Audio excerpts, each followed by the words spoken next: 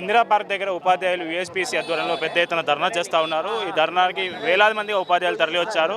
ఈ అంశంపై మనతో పాటు మాట్లాడడానికి ఎమ్మెల్సీ కోదండరాం సార్ ఉన్నారు. సార్ నమస్తే. సార్ నమస్తే. సార్ టీచర్లు స్కూల్ వదిలి ఇక్కడ ధర్నా చౌక్లో ధర్నా చేయాల్సిన పరిస్థితి వచ్చింది. టీచర్ల సమస్యలపై ప్రభుత్వం స్పందించట్లేదని వీళ్ళు ఆరోపిస్తూ ఉన్నారు.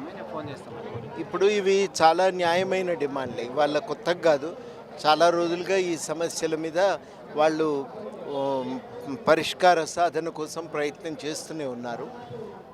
ఇప్పుడు ఇవి చాలా పేరుకపోయినాయి. ఇందులో కీలకమైనది ఏంటంటే పెండింగ్ బిల్లులు కానీ 317 జీవో బాధితులకు న్యాయం చేయాలనే విషయం కానీ, అదేవిధంగా అన్ని స్కూళ్ళలో మౌలిక సదుపాయాలు ఉండాలని కానీ చాలా న్యాయమైనవి. ఇక దీంట్లో రెండో అభిప్రాయం ఏమీ లేదు.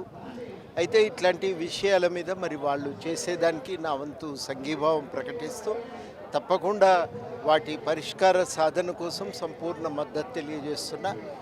నా వంతుగా నా సహాయం కూడా అందజేస్తానని ఈ సందర్భంగా నేను హామీ. వీళ్ళ సమస్యలను అడ్రస్ చేయడంలో ప్రభుత్వం ఎందుకు అడ్రస్ చేయలేకపోతుంది? ఈ వాళ్ళకుండే ఇబ్బందులు వాళ్ళు చెప్తారు. ఆర్థికంగా పోయిన ప్రభుత్వం మాకు ఇబ్బందుల్లో నెట్టిపోయింది మన రాష్ట్రాన్ని, దానివల్ల మేము చేయలేకపోతున్నాం, కానీ ఇవి తప్పకుండా జరగవలసినవే అనే అభిప్రాయం ఇవాళ గవర్నమెంట్లో ఉంది. అయితే పరిష్కారం అయితే కావాలి. మనకున్న ఇబ్బందులు మనకు ఉంటాయి, కానీ పరిష్కారం అయితే జరగవలసిందే. ఎట్లా జరగాలనే దాని మీద మేము మా వంతు ప్రయత్నం మేము చేస్తుంటాం. గవర్నమెంట్కు చెప్పటం కానీ, ఇటు ఉద్యోగులు ఈ రకంగా డిమాండ్ల సాధన కోసం చేసే ప్రయత్నాలకు సంఘీభావం తెలపటం కానీ, ఈ కార్యాచరణలో ఒక భాగస్వామ్యం తీసుకోవటం కానీ తప్పకుండా ఉంటుంది. ఎందుకంటే చాలా ఏళ్ళుగా తెలంగాణ రాష్ట్ర సాధన దగ్గర నుంచి కలిసి పనిచేస్తాం కాబట్టి న్యాయం సాధించే విషయంలో తప్పకుండా టీచర్లకు అండగా నిలుస్తాం. ఆర్థికేతర అంశాలైన 317 జీవో కావచ్చు, మిగతా అంశాలైనా చేయాలి కదా సార్. మళ్ళీ వీళ్ళు ఎంతకాలం వెయిట్ చేస్తారు? దీంట్లో ఇంకా మళ్ళీ రెండో మినహాయింపు కానీ రెండో అభిప్రాయం కానీ లేదు.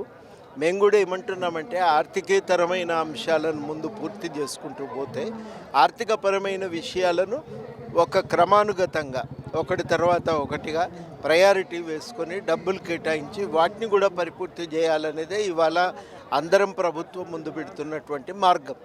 ఈ మార్గం ప్రభుత్వం స్వీకరించింది, కానీ అమల్లోకి రావటం లేదు. తప్పకుండా వాటిని అమల్లో తెచ్చే విషయంలో ఒక కృషి ఉంటుందని నేను హామీ ఇస్తాను.